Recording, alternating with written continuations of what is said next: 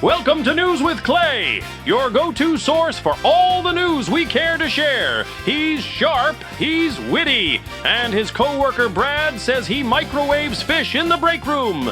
Please welcome your newsman, Clay. First of all, that was once. Second, it was tilapia. And third, Brad eats tuna straight from the can like a raccoon, so maybe Brad should sit this one out. Our top story tonight. Our government is shutting down again because apparently our country's favorite tradition after baseball and pretending we invented French fries is grinding its own gears to a halt every time Congress forgets that deadlines are real. First of all, the whole thing happened because lawmakers decided that keeping the lights on for 330 million people should be treated like a high-stakes game of chicken. Except both drivers are texting, the car's on fire, and one of them thinks the brake pedal is woke. President Trump held a high-level meeting with Democrats. High level meaning it was on the second floor because the conversation never got above sea level. It was less a meeting of the minds and more like dinner with your ex. Lots of finger-pointing. No one paid the check. Someone stormed out before dessert.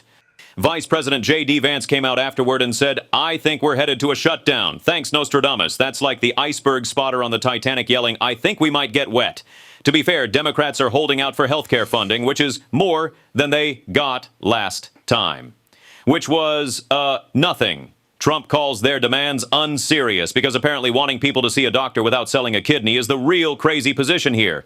Trump warned of irreversible cuts, which sounds terrifying until you remember this is a government that's shut down 21 times since 1976, and somehow the Fish and Wildlife Service is still out there tagging salmon like nothing happened.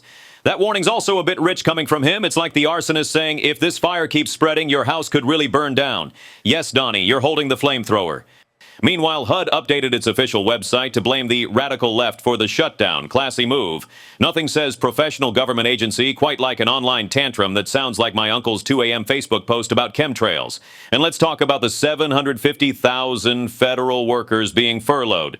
750,000 people whose biggest mistake was thinking government job security wasn't an oxymoron.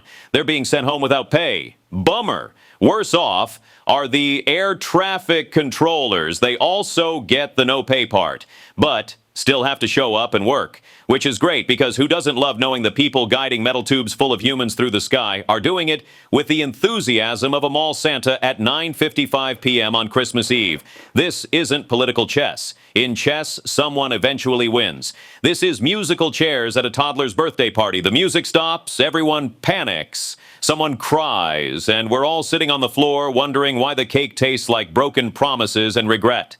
So to recap, the government is shut down because Congress refuses to do the one job literally called fund the government. The president is warning about disasters of his own making, and a federal agency turned into a Reddit troll. America, the richest country in the world, operating on the decision-making skills of a middle school group project where everyone thought someone else was buying the poster board. We'll keep an eye on it. Because if history is any guide, they'll keep finding new ways to prove that the real shutdown happened years ago in their brains, in international news. There's a brand new peace plan for Gaza announced by President Trump and Prime Minister Netanyahu, a duo whose combined diplomatic record is about the same as two squirrels trying to hotwire a dump truck with an acorn. The plan has 20 points. You know what else has 20 points? A CVS receipt for gum. Unreadable, goes on forever, but at least the CVS receipt comes with a coupon. The big headline? The plan was drafted without Hamas at the table, which is bold. That's like planning a wedding and forgetting to invite the bride, the groom, and anyone who might object when the priest says, "Speak now or forever hold your peace." Trump pitched it as real and permanent peace. Big words from a guy whose longest commitment was to a spray tan shade called construction cone. At one point, he basically threatened Hamas with peace, or else. As if the problem all along was that they just hadn't been menaced hard enough by a ceasefire. Netanyahu, for his part, now has 20 more excuses to extend the war. Sorry, we can't stop yet, and we're only on bullet point 12, and the PowerPoint says there's a graph coming up. The UK and France rushed to praise the deal, which makes sense. It's easier to cheer for the fireworks when you're a few continents away from the rockets.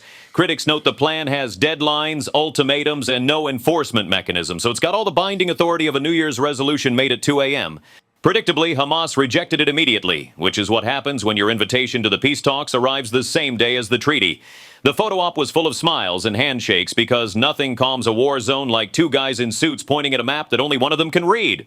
So, yes. The world's most combustible conflict just got a 20-point wish list from two guys who weren't great at listening in the first place. One entire side of the war wasn't consulted, and we're all supposed to clap because there's a logo. This reporter is starting to believe that the only truly permanent thing about this permanent peace will be the YouTube video of the press conference announcing it. In the United States, President Trump just held a high-level military reset, basically an all-hands meeting whose main agenda was yell at all the generals. He had Defense Secretary Pete Hegseth, a guy who looks like he'd start a fight at a Buffalo Wild Wings over which water glass is his, gather nearly 800 of America's top generals and admirals at Marine Corps Base Quantico. Now, bringing military leaders together for a big strategy session? Fine, normal, that's just good management. Except here's the thing, he gathered them all in one place at the same time, which from a national security standpoint is like Pete storing all his passwords on a Post-it note labeled passwords and taping it to the back of his phone. It's not illegal, but it doesn't exactly scream West Point. But here's the kicker. The meeting wasn't about strategy, readiness, or even the 17 active conflicts we're juggling. It was about fitness tests and facial hair. Hegseth stood in front of 800 of the most experienced military minds on the planet and said, and this is a real quote, "It's unacceptable to see fat generals and admirals in the Pentagon." So I'm guessing this new rule doesn't apply to our commander-in-chief whose cardio plan is to ride the golf cart to the buffet, Pete. Pete, these are four-star generals who've commanded carrier strike groups and overseen multi-billion-dollar operations in active war zones. And you're mad because they can't do a pull-up? Now, I'm no military strategist, but I'm pretty sure these guys aren't planning on participating in hand-to-hand combat. And if they are, maybe we should rethink the plan. But we're just getting started. Because Hegseth also announced that everyone in uniform, including generals and admirals, has to take a fitness test twice a year. Plus, he's banning beards and long hair, which is fascinating because the U.S. military has been continuously at war for over 2 decades. And somehow, no one, until now, thought the problem was insufficient push-ups and too much stubble. And Trump told these same military leaders that he wants to use troops in American cities to fight what he called the enemy within. He said Democratic-run cities should be used as training grounds for our military. Let me say that again, American cities, training grounds for our military. Chicago, Portland, Memphis. We're going to deploy federal troops domestically against American citizens in violation of a law that's been on the books since 1878. You know, the one specifically designed to prevent this exact thing. But first, we need to make sure the generals can pass a fitness test and nobody's rocking a beard. Now, look, I'm not saying fitness doesn't matter. It does. But unless Trump and company are successful in building their time machine and transporting us all back to 1952, our future combat soldiers will be sitting in gamer chairs, remotely shooting our enemies with drones. No gym membership required. Trump also promised to rehire troops discharged over the COVID vaccine mandate because nothing says combat ready like I did my own research troops, proudly unvaccinated since 2021. And by the way, Hegseth says he's reviewing the Pentagon's definition of toxic leadership because he thinks the term has been weaponized. And then, and I genuinely love this, he said, quote, "If that makes me toxic, then so be it." Yes, Pete, that's exactly what it makes you. So, the Department of War, the most powerful military on earth, had its first big meeting, and oh, what an agenda. Tell them they're too fat, their beards are a national embarrassment, forget diversity, welcome back the unvaccinated, tell them to do better, and oh, yeah. Get ready to occupy Portland. If that's a reset, it's the kind you do on your phone when the battery's dead. It doesn't fix anything. It just wastes your time and makes you re-enter all your settings. Oh well. On the better news side of things, it's been a great week for rabbits and entertainment. Bad Bunny is headlining the Super Bowl halftime show, and Black Rabbit is the #1 show on Netflix. So if you're a long-eared mammal with decent PR, congratulations, you're having a better year than most of Congress. Bad Bunny's performance has some people upset, mostly because he's Puerto Rican and sings in Spanish. 2 things that apparently qualify as controversial in 2025. The Fox News crowd is big mad about it, which is weird because they usually love the Super Bowl. You'd think they could handle 12 minutes of reggaeton wedged between the Coors Light ads and the military flyover. But no, apparently bilingualism is where they draw the line.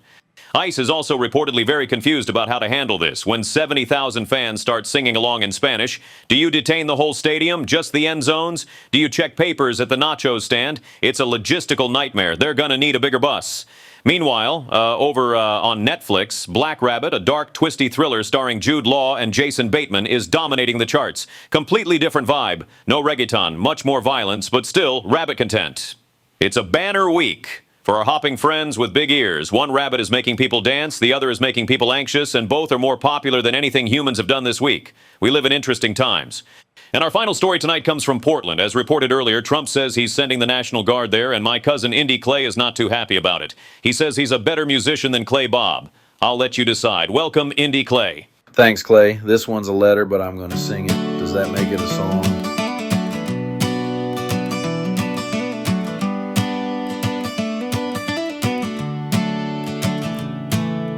Dear Mr. President, we know you don't like us. The feeling is mutual, there's no need for a fuss. We're just fine without your guard marching around.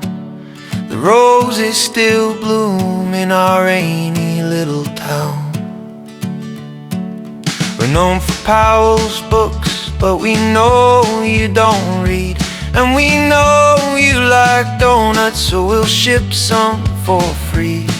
Just one small request before your soldiers roll through. Send them someplace else, keep their boots off our avenues. We're a city of farmers markets and organic greens. We know that healthy food's not quite your scene. And it's hard to golf here, it just rains all day. And there's no Mar-a-Lago, so maybe stay away.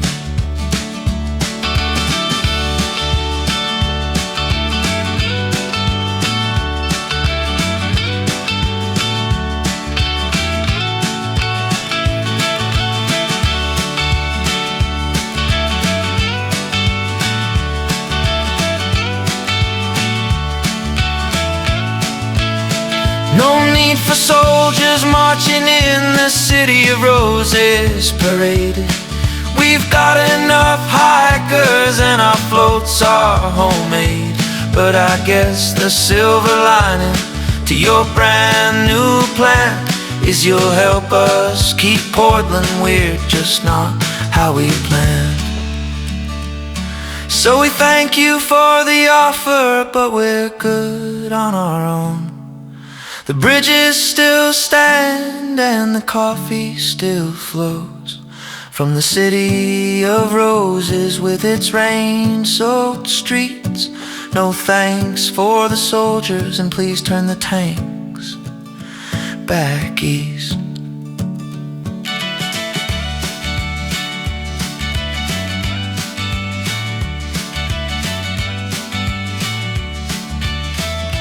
And that's all the news they wrote for me to read to you, and another song at no extra charge. Consider yourself informed. Until next time.